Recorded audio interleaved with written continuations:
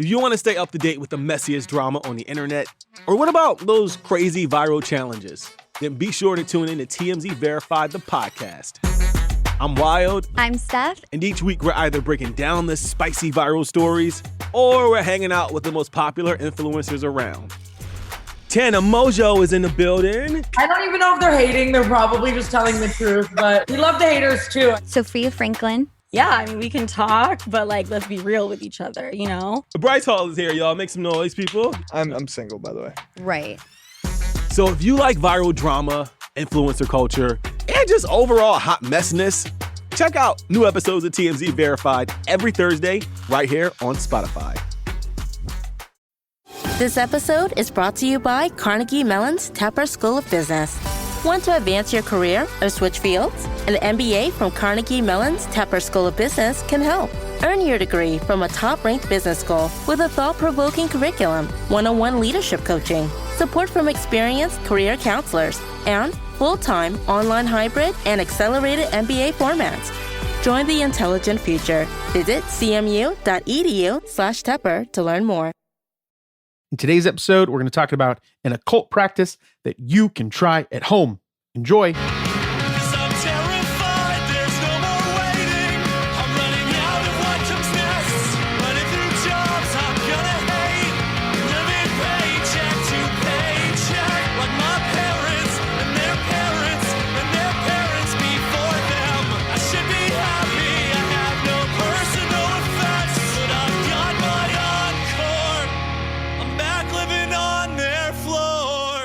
Welcome to the Age of Jeremy. My name is Jeremy Quintanilla. I am your host of this amazing podcast. You may know me from some businesses such as 3T Warrior Academy, Age of Radio, Merlin, or Blockheads, which is bringing you the Merlin app. You might have heard of a little business I have called Q Financial, but essentially I am an entrepreneur, and this podcast is about all of the things that I am learning along the way. Today's episode, we are going to talk about some occult stuff. So if you are super overly religious, you may get offended. So this is a trigger warning, I suppose. But I would also tell you to open up your mind and your spirituality and your openness. Be more open, and you might learn some amazing things. So before we get started with that, I do want to shout out to all the people at 3T Warrior Academy that were a part of our X Royalty virtual conference. Our X Royalty is an NFT project. When you buy an NFT and you buy multiple NFTs, you get certain access, or there's certain things that you can get, such as a free wouldn't be free, but a lifetime membership to our 3T Warrior Academy. When you have, I believe it's 5 NFTs. I think that's tier 3, if I'm not mistaken, but you can check it out at xroyalty.io. But we had a virtual conference. Everybody that owns X Royalty NFT will have access to this virtual conference every year. And we did our first one this last Friday, and Dustin and Josh, the media team, they blew that shit out of the water. It was phenomenal. It was so fun. We utilized Zoom events. We were able to have a backstage. We were able to come up on stage. They designed everything beautifully. We were able to chat. We were able to do breakout rooms where Johnny Crypto talked about Merlin. Andrew Cashflow talked about his advanced investment course. Who else talked? We had Billy talking about his day trading course. We had people from our Index Universal Life Insurance team talk. It was just a fantastic time. And that is what it's all about, especially being part of this community. So if you're interested in being part of our NFT project, go to xroyalty.io and check it out. There will be a link over to XRP Cafe on how to purchase. If you're in our Discord, the Discord is free. There's a free portion and a paid portion and an X Royalty portion and all kinds of cool stuff. But again, this is all part of our 3T Warrior Academy business, and our 3T Warrior Academy business is all about freedom. We have wealth pillars that we teach you inside of the Academy. So if you're interested in that, there's a 7-day free trial for any of you warriors out there that want to go through it. There's Coach JV's 120-day challenge. We talk about pre-IPO stuff. There's business essential stuff. There's crypto courses. There are advanced investing courses that are additional costs or premium courses. There's day trading courses, which are a premium course for an additional cost on the regular monthly membership. But everybody gets 7 days free to go in there and check it out. It is fantastic. It is a community that has changed my life, warriors, and I am super excited for that. And if you notice, I've said warriors multiple times. You know what? I am very fond of the warrior life, whatever that means to you.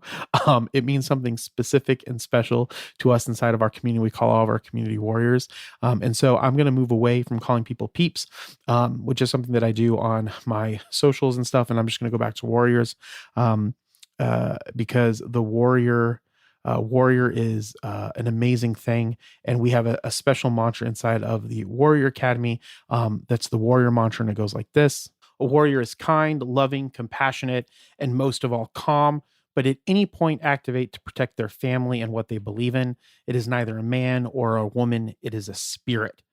And I think that to embody that, being able to realize that we all can be warriors, that it is about being kind, caring, loving, and compassionate and calm. But then also too, we refer to everybody in our community warriors. So rather than differentiating that community, I'm bringing that warrior mindset into all of the communities that I'm a part of, and hopefully going to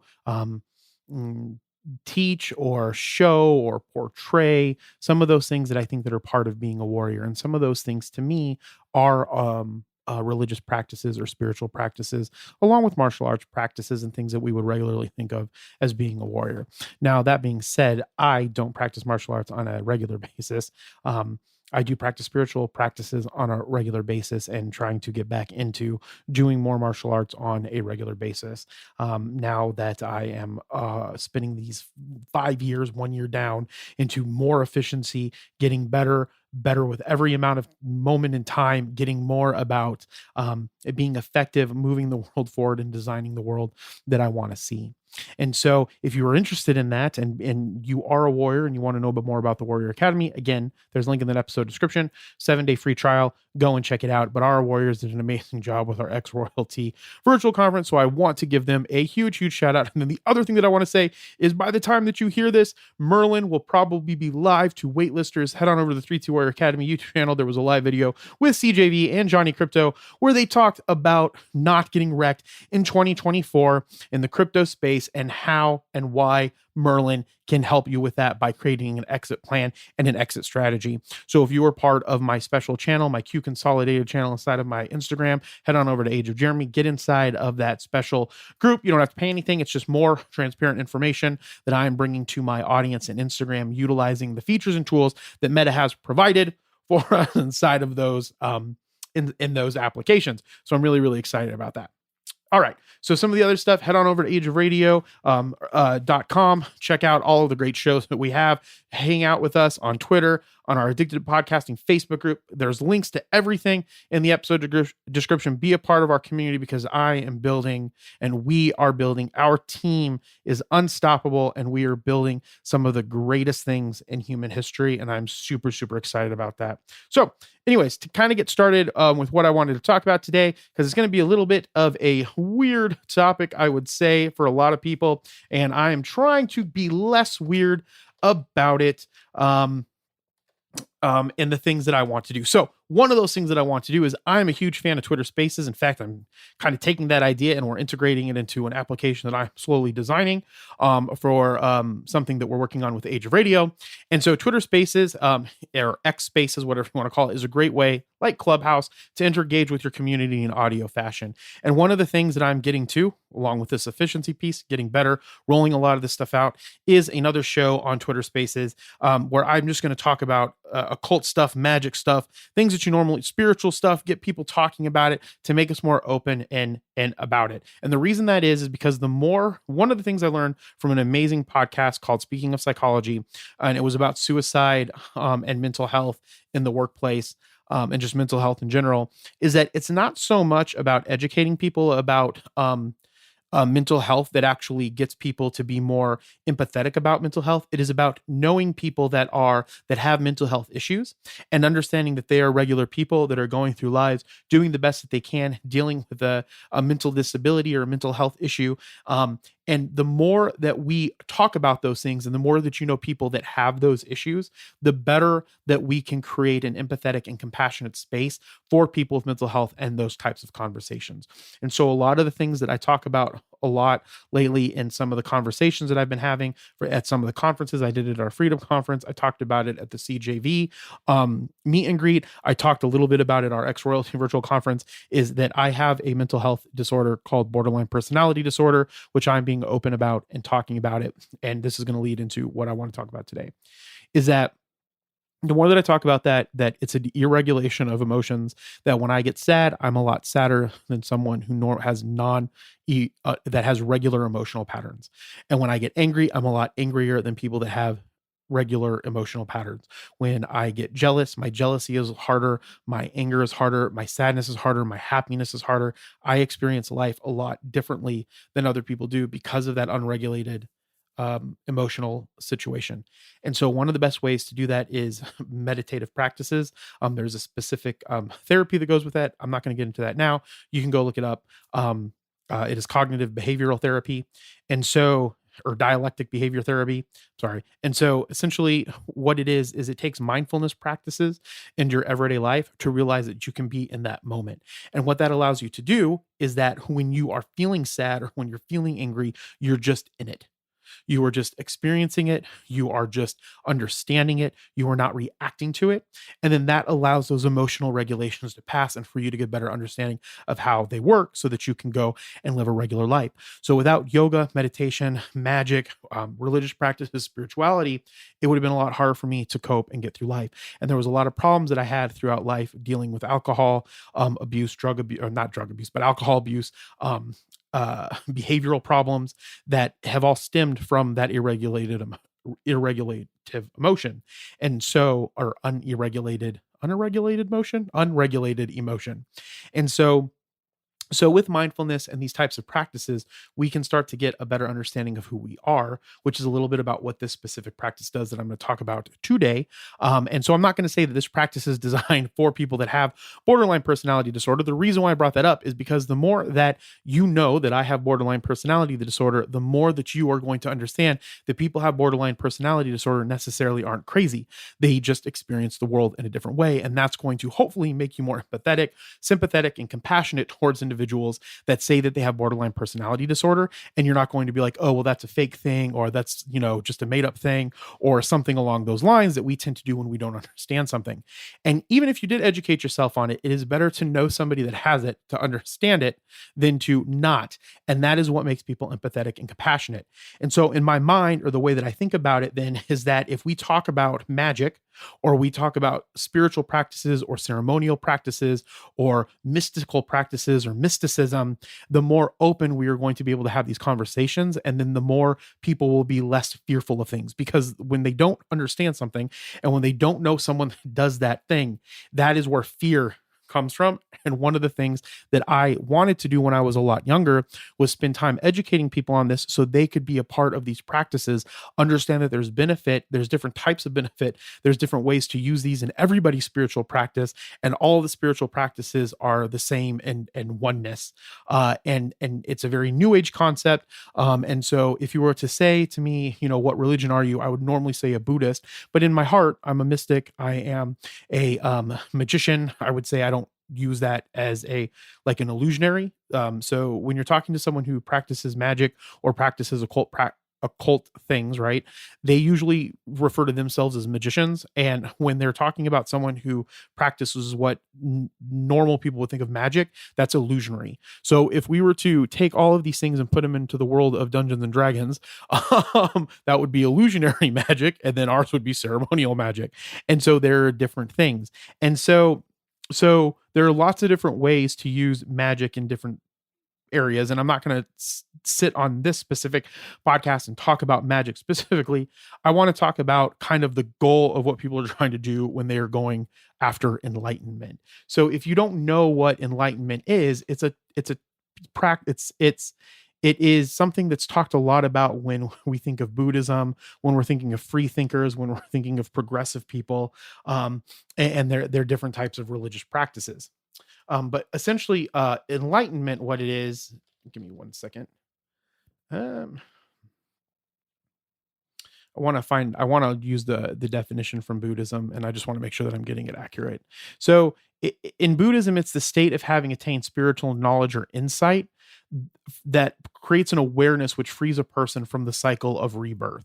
And so essentially a good way that I can think about enlightenment is that you are reaching your highest self and you are pushing yourself outside of the time and space of life and death. And so usually when we have enlightenment, we still have these cycles of birth, but we can also think of them just as cycles. Even if we don't want to go into the part and we're nihilistic and we're atheist or whatever, the more that you work on enlightenment, the less likely you are going to be caught in different cycles in your own life, because you are becoming more perfect, I guess. You are becoming above those things, and you're able to see those things and able to understand yourself as you really are, so that you can make the changes so that those things don't happen. So even if we say that there is no life after death, we can still think of enlightenment as coming above our ability to be controlled by cycles, right, of the regular patterns that are happening within our life. And that is what's super important about enlightenment. And so with that, there are different practices, and some of those practices are on the surface and some of those practices are underneath, or hidden within the different religions, or taught in different ways. And so when we're talking about those types of practices that are more hidden or more unknown to the populace, those are usually what we call esoteric or occult practices, hidden knowledge. And so the first thing I want people to be open that are listening to this about the term occult. Occult doesn't mean anything bad. It just means hidden knowledge. Okay. Which is different from cult, which has a meaning that I'm not going to really go into right now. But when we're talking about a cult, it's not demonic. It's not satanic. It is just a hidden knowledge that isn't at the forefront of what's happening in the regular religion. So when we think about Judaism, there is Judaism, and then there is the Kabbalah or Jewish mysticism practices. When we have Christianity, we have Christian mysticism. We have in Muslims, in Islam, we have Sufism, which are the esoteric practices inside of Islam. In Buddhism, we have Shingon Buddhism, and in India and Japan and China and Korea, they have different names for all of that, but there's a hidden knowledge. And a lot of the times in these hidden knowledges, there is continuous conversation about how you can arise in this lifetime to meet your perfect self or your enlightened state. And so one of the names for that inside of Christianity is the Holy Guardian Angel. And so the reason why this practice is good is for a couple of things. One is that when you are doing a Holy Guardian Angel practice, so this practice is to get you in tone with understanding your Holy Guardian Angel, and the practice is to pull that Holy Guardian Angel kind of out of you, which will set you on the path of what you need to do to reach full enlightenment and to have that and to be one with your Holy Guardian Angel. Okay. And so this practice alone won't usually do it. Usually there are practices in esoteric practices that go along with this by, practicing scrying, understanding astrology, working on the tree of life. In Shingon, there are certain rituals where you repent. There is lots of meditation practices that all go along with this. But the reason why I like this practice is a family member came to me once and they said, how do I find my purpose? Well, one of the ways in which you can find your purpose is if you're having a hard time is by doing this practice, because what it ends up doing is it ends up giving you the ability to visualize your perfect self and then meld that perfect self within yourself. And through this kind of practice over time and over weeks, you will start to understand who you specifically are as you're able to visualize your perfect self inside of the practice. Okay. And so we're going to go through this practice through an audio tape from one of my heroes.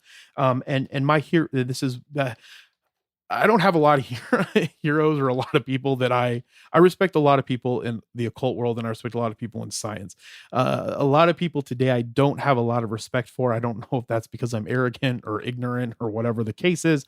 But the point is that Israel Regardie was someone that I've read extensively when I was growing up. And so I enjoy these tapes of his, and I utilize them for practice, not on a regular basis. I'm trying to get back into doing them more on a regular basis. But essentially Israel Regardie, is an occultist, and he He's a British American occultist, ceremonial magician, and writer who spent much of his life in the United States. He wrote 15 books about occultism. I have most of them. I have a lot of them in first editions. He's an Orthodox. He was born into an Orthodox Jewish family, and he became very intrigued by a gentleman named Aleister Crowley when he was younger, and then spent some time working with him. He spent some time studying theosophy, Hinduism, Buddhism, and Jewish mysticism. And then with Aleister Crowley, they spent a lot of time together. Israel Regardie was a member of a ceremonial I guess an occult organization, a group, a secret society called the Order of the Golden Dawn. I can't, I don't want to really go into what the Order of the Golden Dawn was on this because it'll be too long, but just go look at the Order of the Golden Dawn and just be open-minded. And then him and Aleister Crowley kind of had a falling out. And then the Order of the Golden Dawn was kind of like pushed aside or kind of closed down essentially. And Israel Regardie took a lot of those practices and he made them into the public because he believed the public should know about them. And then he spent a lot of his time in chiropractic, and he spent a lot of his time studying psychology, especially at the time that there was a psychologist named Wilhelm Reich that was studying this thing called orgone therapy. So he spent a lot of time with that. And then he ended up having a practice in Sedona, and then he ended up dying, as people do. And so when I was growing up, I started reading his stuff when I was in my teens, and I really, really liked the stuff that he had talked about. I really wanted to understand chiropractic and psychology, and I still love those things. And I still plan, with my goals on becoming more efficient and being more towards my true self and reaching my holy guardian angel and really bringing that into fruition, because I spent a lot of time when I was in the bank not talking about these things, not practicing these things, being worried about what people would think. And now, frankly, I just don't give a fuck. So, and I want to teach it and share with people because I think people are missing out, because there's a lot of great things that could come from a lot of these practices. And so he has a bunch of CDs and tapes. If you don't know what a CD is, it's a little disc that you would put in a thing and it would spin like a record player and it would play sound. And so you can find all of these on YouTube. I will have a link to the description to this Holy Guardian Angel one, and from there you can find whatever you want. But so essentially what you're doing in this Holy Guardian Angel is you are relaxing, you're calming yourself, and then what you're doing is you are starting off by picturing your perfect self. And so in Buddhism, that might be, having, and I hate to say this word, but it's a Buddhist symbol. Buddhas usually have a swastika in their heart, on their heart, not the Nazi swastika, but the Eastern swastika. That's something that is Buddhists will have that hairs on their chest or heart in that area. I can't remember off the top of my head. You'll have a goldish skin tone on your body. You will be slender, and you will be illuminating light. You will have flat feet. And so I picture these things as a bodhisattva or as a Buddha when I'm imagining mine. But you can imagine what perfectness might be to you in your religious tradition. So in this tradition, because he was a Orthodox Jew and a Christian, and a lot of the Golden Dawn stuff is Christian mysticism. So in this practice, they will picture an angel, right? So you're picturing your perfect self, what that looks like, what that is, what that mentally is, what you know, what your knowledge base is, how you're learning, your status in life. And it's going to change over time as you practice this, because as you get closer to bringing and connecting with your holy guardian angel, you're going to realize that the things that you thought were perfection weren't. The things that aren't, you would have never even thought of, right? And that's the benefit of this practice. And what it does is it pushes you towards your purpose. And so one of the things that can happen when you're doing this practice is you will start to, over time, realize what it is that your true purpose is.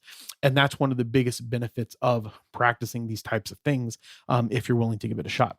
And so anyway, so you imagine this person above you, right, in all of their glory, and then you breathe, and as you breathe in, you yearn for it, you long for it, you try to, you want it more than anything in the world, and then when you breathe out, it becomes one with you.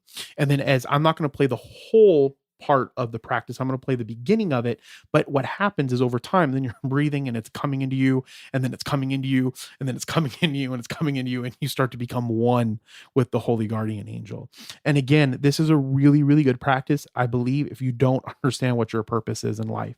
Now, that also being said, I will give a few warnings. I would not recommend that you teach this to a child. So if you're under the age of 18, I do not recommend that you do it.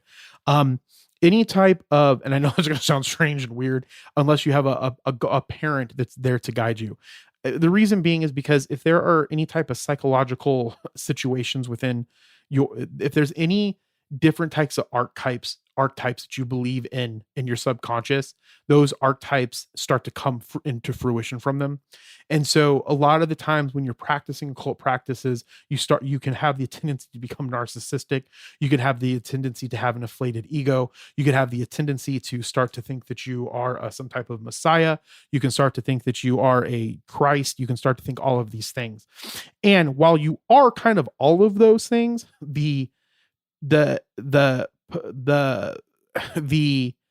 it's like you're doing it in an unhumble way about it, right? And that's when you can get a lot of people that go off and do these crazy occultish things in their life, like say Aleister Crowley did, where they are thinking that they're God, and not in the sense that you are a god, but that you are the God. And I'm not saying that Aleister Crowley did that. I'm just saying that could be happening. And so usually when you're going through occult stuff, if you're an adult, just make sure that you're being mindful of what it is, that you're staying humble. If you get really, really deep into it, make sure that you read some good books. I really recommend William James's Variety of Religious Experiences. It can kind of help you understand what is really happening in your psyche when you're going through religious experiences, so you don't inflate them into something that they necessarily are not. And you can bring yourself back and be grounded and at the same time and in oneness with yourself. Because the goal of this is, like I said, is to reach enlightenment. And again, if you don't believe in life after death and you don't believe in cycles of rebirth, it can be the enlightenment of overcoming cycles and healing all the problems that are inside of you. And that is some of the greatness that can come from it. But again, if you don't have a very stable psyche, then sometimes those things can become inflated and cause lots of different problems, psychological problems in one's life. And so that's why I'm just saying there's a caveat to that. You probably won't get that from this specific practice, but if you go deeper into occult practices and enlightening practices and spirituality practices and meditative practices, those things could definitely arise. So I do also want to give a warning to that. So I'm going to play the audio of Israel Regardie going through this practice for about 5 or 10 minutes, and then I'll bring it back and I will do some closing thoughts. So here is a practice on how to get in touch with your holy guardian angel. Take a seated position.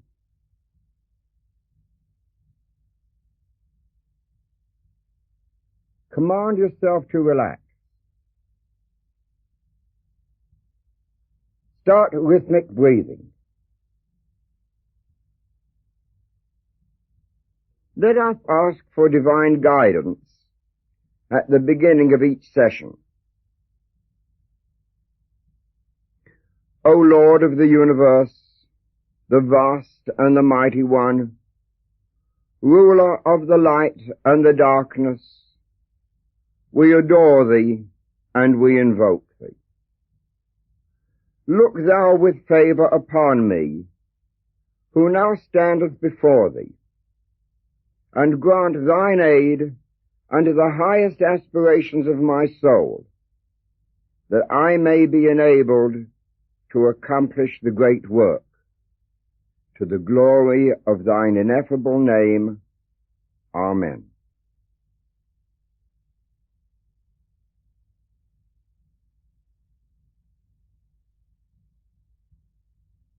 You have achieved perfect relaxation.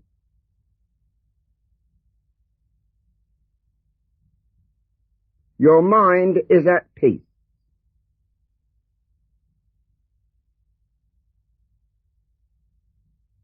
You are now able to concentrate your thoughts, your feelings, your awareness.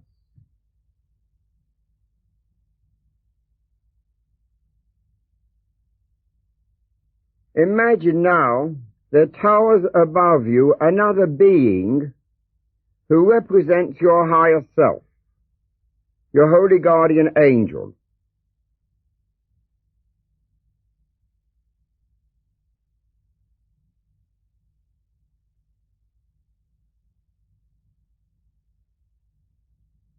See this majestic, towering figure standing above you, watching over you with his light and love, protecting you, guiding you.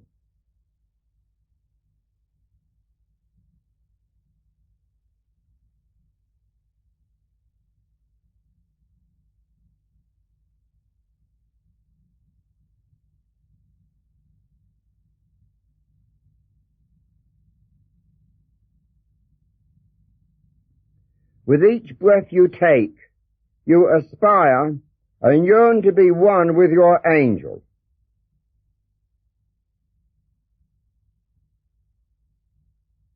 With the exhalation, this great being descends into you.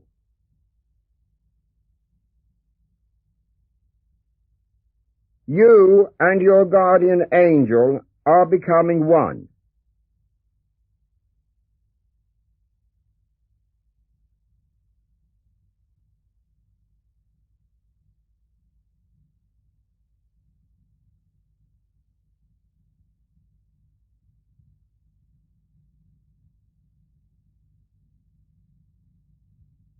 Inhale, yearn towards your divine angel.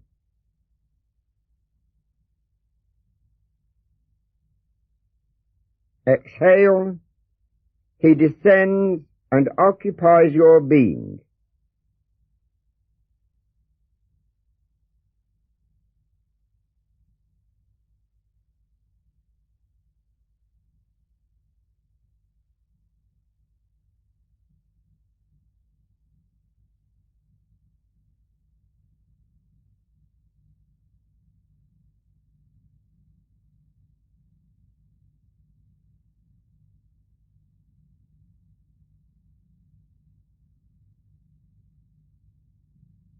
Imagine this divine being with wings that are outstretched, vibrating rapidly with spiritual power.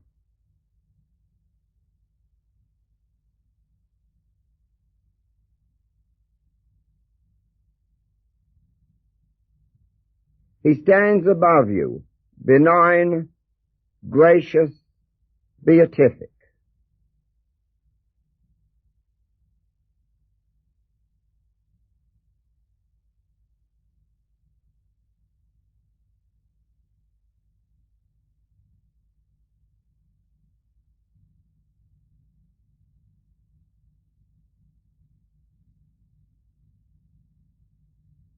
Inhale, long for, yearn for, and aspire towards this great being who is yourself made perfect.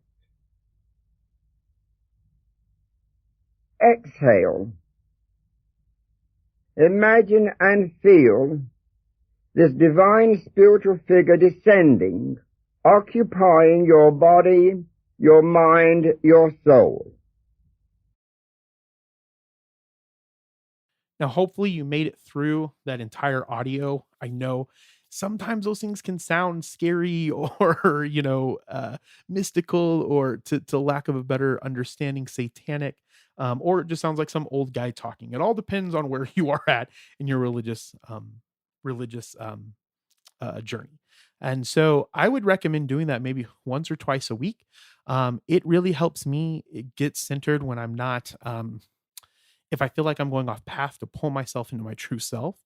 And I think that again, in religious practices, the way that I believe them is that our goal is to become one with our bodhisattva, to become a bodhisattva, to become one with our holy guardian angel, and it's all kind of the same thing.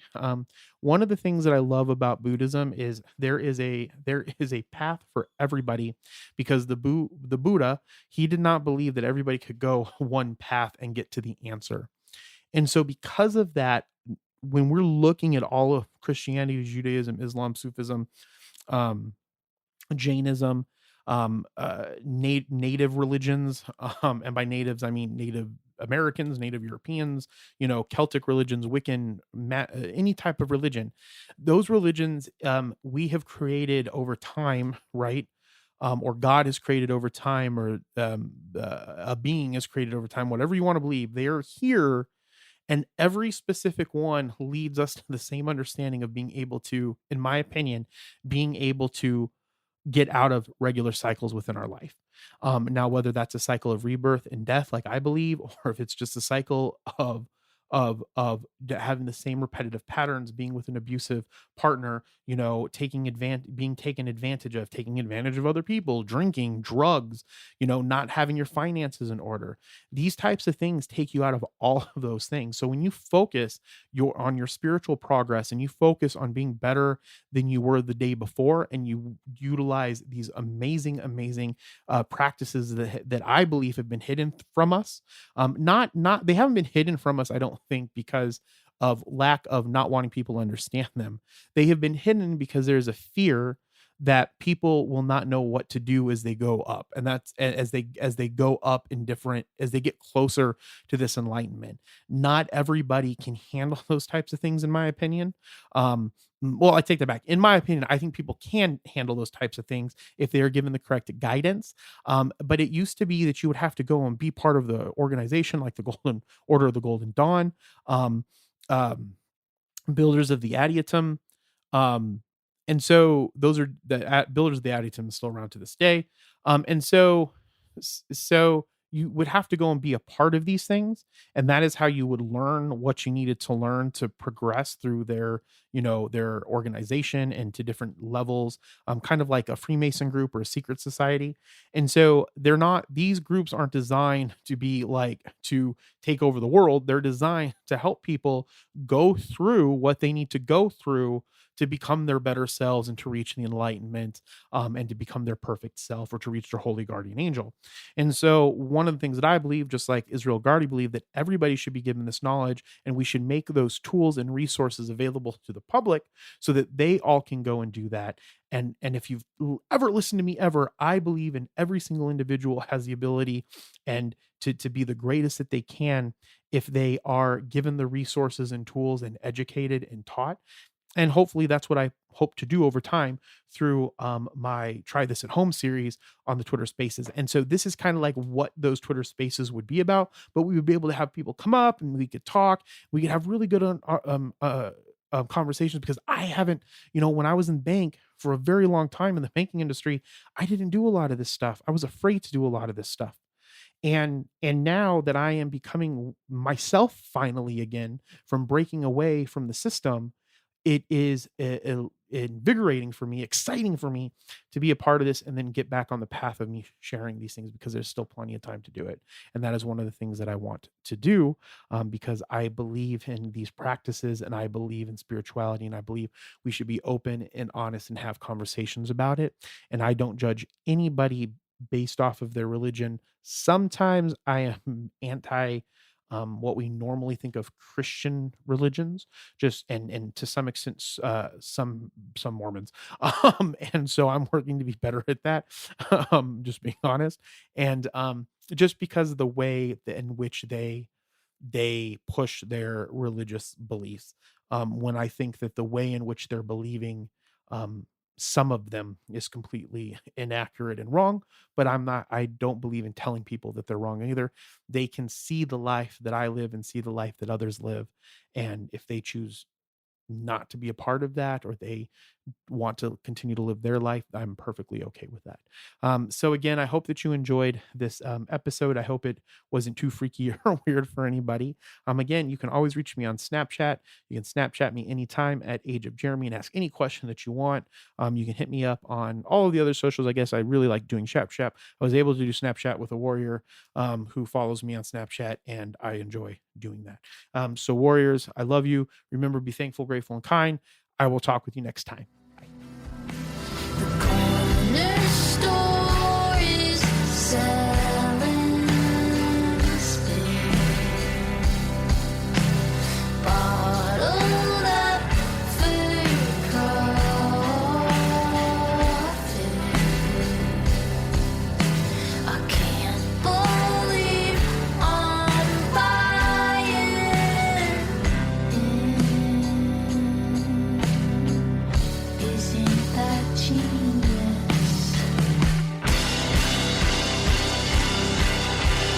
Thank you so much for listening to The Age of Jeremy. If you liked this podcast, make sure that you give it a 5-star rating so it can get in front of more people.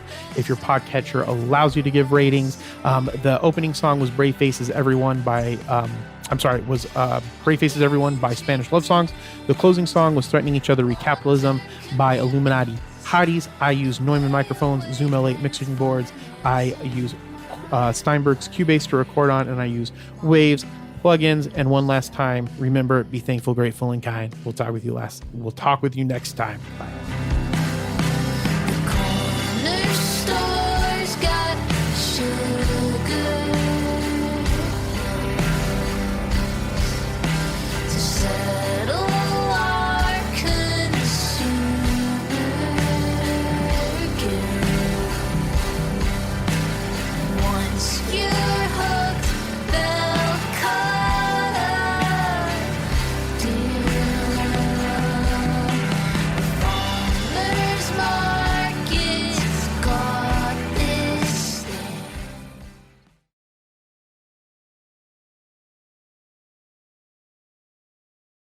Okay, everybody, it's Michael E. Cullen II. And I'm Sesame and Carta from the All Too Real 2 podcast. We're passionate about movies, TV, and pretty much all things pop culture. Dive into the chaos of failed sitcoms, direct-to-video sequels, and the quirky realms of cinema and TV. Join us every Thursday for your dose of All Too Real 2 entertainment. We'll guide you through debates like whether Howard the Duck qualifies as a superhero. Ponder if Larry the Cable Guy could be the new Rock or Schwarzenegger. Discover if some shows and movies should have stayed in the cutting room. Ever heard of a sitcom featuring that dictator with the funny mustache? Well, we watched it. We're dedicated to unraveling the peculiarities of pop culture, sometimes with awesome guests. So, if you're into the eccentric world of pop culture, listen and subscribe to All Too Real 2. Available wherever you find podcasts and on Age of Radio.